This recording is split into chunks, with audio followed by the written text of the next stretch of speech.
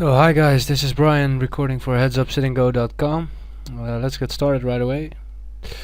So we just call with the ace-9 pre-flop, we hit an ace and he checks back the flop. So we can either bet the turn now or check again to induce some bluffing by him. So I think checking here is definitely the best option. You can sure bet, but I write a check so he can bet his king highs for protection. Maybe he check back and jack X type of hand, so we check again and hope he bets. So he decides to bet, and now here we can raise him or call him. I definitely like raising because he's probably not barreling his king highs and jack X on the river. Maybe his jack X, but not his king highs definitely. So we raise him to maybe get some values of flush draws and maybe medium pairs. So our sizing is around 190,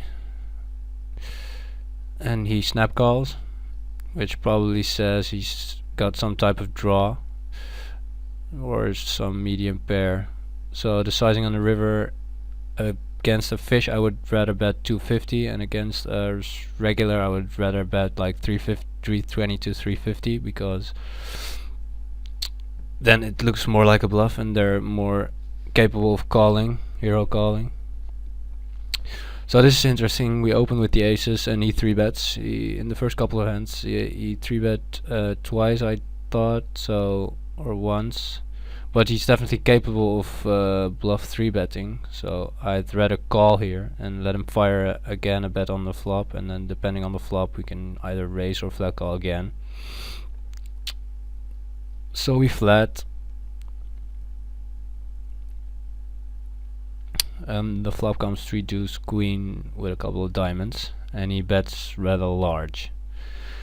So we can definitely flat call again because we have the ace of diamonds and there are not that many bad turn cards, but I think if we flat call him here, he's gonna think our range is pretty strong, because he bet pretty large and he has not that many chips behind, so he's definitely thinking that we either have a flush draw or some type of queen X hand.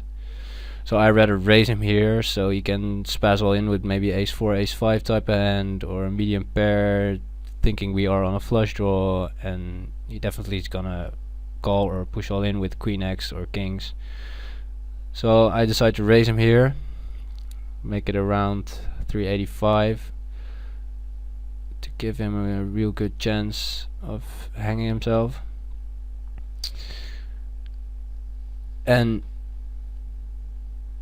he decides to call.